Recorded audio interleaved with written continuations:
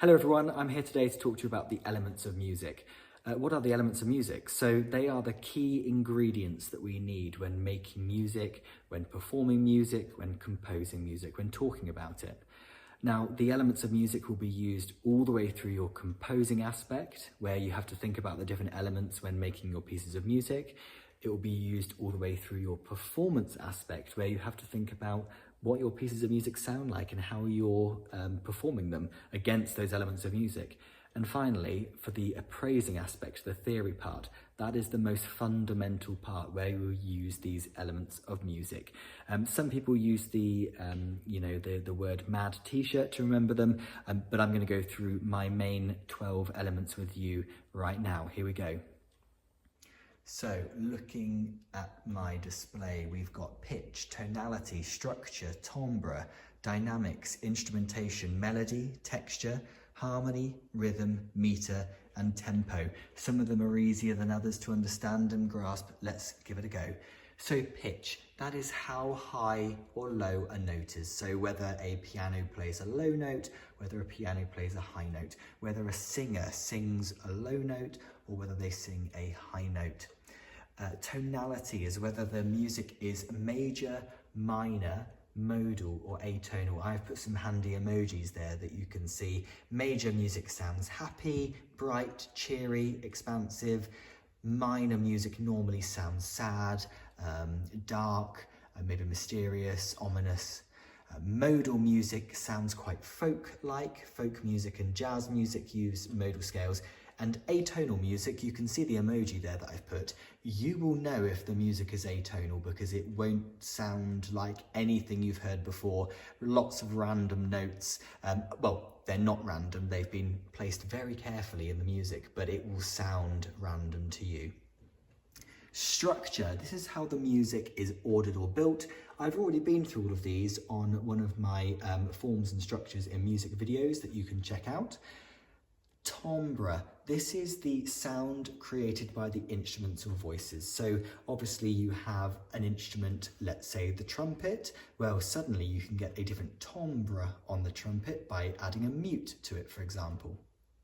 Let's go down to dynamics. This is how loud or quiet the music is played. So you can see we start off pianissimo, very soft, right at the top here, working all the way down to fortissimo, which is very loud. And we use these symbols, PP meaning pianissimo, P, piano, MP, mezzo, which means medium or moderately, MF, medium loud, slightly loud. And then we go to F, forte, loud, fortissimo, which is very loud. And then we've got some other symbols here. These are probably the main two that you need. A crescendo, which means get louder, and a diminuendo, which means get quieter. Instrumentation, this is literally the instruments or voices used in the music. So it might be an instrumentation of an orchestra or a choir or a jazz band or a sax quartet or a string quartet, for example. The melody is the main tune in your music. So the three words that we want to think about are conjunct, which is stepwise, disjunct, which is leapwise, and then mixed, which has a mixture of conjunct and disjunct. You can see, without even listening to it, on the music, conjunct music, because all these notes look like they're next to each other. They're almost like a water trickling down a hill. And the disjunct music, look, it looks like steps or leaps going up and down on the music. The next element to think about is texture. So this is how thick or thin the music is. We've got 4 key words here: homophonic, monophonic, polyphonic, and heterophonic. Those 4 key words. Homophonic means one melody with an accompaniment over the top. That's most songs. So let's take Adele, for example. She would sing with a piano accompaniment, guitar accompaniment, or an orchestral accompaniment. That is homophonic music. It's her main tune over the top of an accompaniment.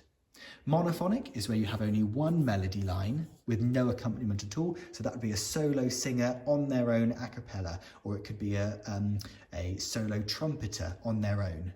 But it wouldn't be a solo piano player or a pianist, because they can play homophonic music. They can play a melody and chords. But don't forget, a trumpet or a clarinet or a flute can only play one line at a time. Polyphonic music, this is a little bit like Snakes on a Plane, I link this to. So this is where there's lots of different musical lines happening all at the same time, weaving in and out of each other, lots of interplay, lots of counterpoint. This is a real key feature of Baroque music. And then finally, heterophonic. We don't really come across this as much, but it's where you have two or more instruments playing the same line, but with some embellishments, with some variations. Moving down now to harmony in music. So this is the main chords used in the music. Now, we can talk about harmony quite a bit, but it also links to the degrees of the scale, where I have spoken about in a previous video, the degrees of the scale, so you can check that one out. Rhythm, which is the order of the notes values. So the rhythms in music are where these notes, semibreves, minims, crotchets, quavers, semiquavers, this is when it comes into a world of its own. I do have a video on time signatures, which you can check out on that one as well. Meter, again, the time signature of the music, how many beats in the bar. I have got the time signature video, check that one out to see that in more detail, but the time signature are the two numbers that always come at the start of the piece. For example, 4/4, 3/4, 6/8 are the ones on the board there. The top number tells you how many beats are in a bar, and the bottom number tells you the type of beat. And then finally, the last element we're going to look at is tempo. This is how fast or slow the music is played. These are just some examples. We've got lento, which is really slowly, largo, slow and stately, right up to allegro, meaning fast, vivace, lively, and presto, very quickly. We'd normally use those tempo markings for classical music, and I don't mean just from the classical period, I mean classical music in general. However, for modern pop music, we'd probably use more anglicised words, you know, fast or set time or something like that, or just give a beats per minute. So, hopefully that's been useful to you, and I know it's been a whistle-stop tour there of the elements of music that we'll be looking at for the GCSE, but I say GCSE, these elements of music are right from the very beginning, so right from year 7, right into primary school, all the way through to your A-level students as well. They will be talking about these elements of music all the time. When I did my degree at university, we spoke about these elements of music. They are the key ingredients. It's a bit like you going into food technology and your teacher saying to you, make a cake. You need those ingredients to make the cake successful. Okay, you can miss a few out, but it won't be as successful unless you have all of them. And it's like this with the musical elements of music. You need to make sure you have all of those key ingredients to make it a successful piece. Hopefully that's been helpful, and I'll see you next time.